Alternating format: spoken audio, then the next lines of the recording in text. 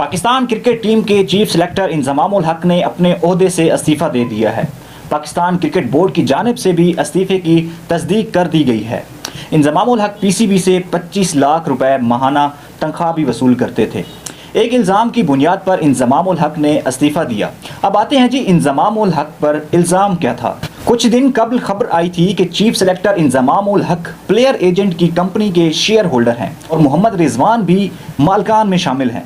इंजमाम उल हक ही ने खिलाड़ियों से मुज़ाकरात करके उन्हें तारीख में पहली बार आईसीसी से आमदनी से भी शेयर दिलाया और तनख्वाहों में भी 202% तक इजाफा कराया था।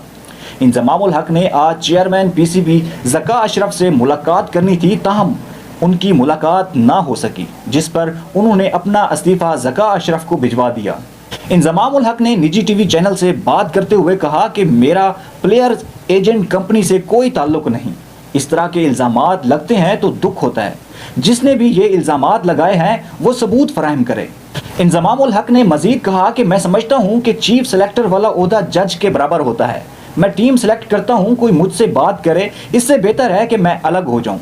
मुझ पर लगने वाले इल्ज़ामात की तहकीकात के लिए कमेटी बनाई गई थी जिसमें मुझे पेश होना था। मैंने कमेटी के सामने कहा कि ठीक है, पहले तहकीकात कर ली जाए, तहकीकात के बाद ही पीसीबी से बात करने को तैयार हूँ।